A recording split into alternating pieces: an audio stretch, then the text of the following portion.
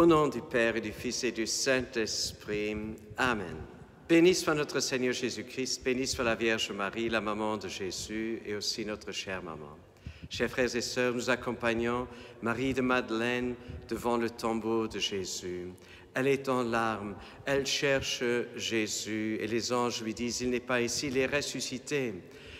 Elle retourne chez les autorités, Pierre, l'autorité de la doctrine, et chez Jean, l'autorité de l'amour. Les deux, ils accourent vers le tombeau et ils repartent. Mais ni l'autorité de la doctrine, ni cette autorité de Jean, qui était fidèle jusqu'au pied de la croix, ont pu consoler Marie-Madeleine. Donc, elle reste une deuxième fois devant le tombeau et elle pleure.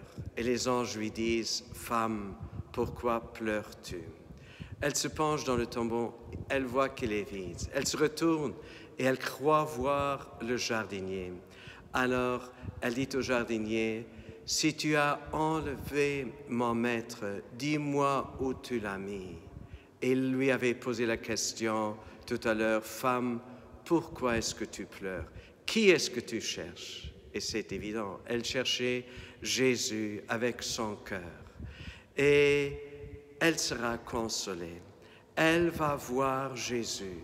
Et cette vue de Jésus vient la consoler.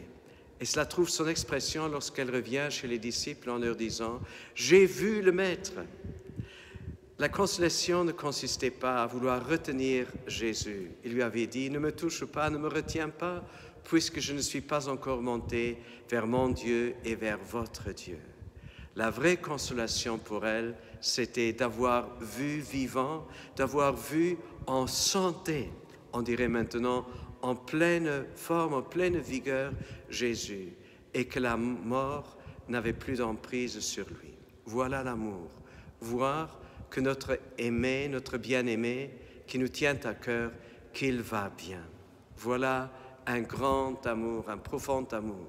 Et que Dieu, par l'intercession de Sainte Marie-Madeleine, nous accorde aussi un si grand amour de reconnaître Jésus vivant, d'être heureux qu'il soit vivant et que la mort n'a plus d'emprise sur lui et que la mort n'a pas d'emprise sur nous non plus puisqu'il est notre berger et il nous a sauvés et il nous sauve des ténèbres et de la mort. Au nom du Père, du Fils et du Saint-Esprit.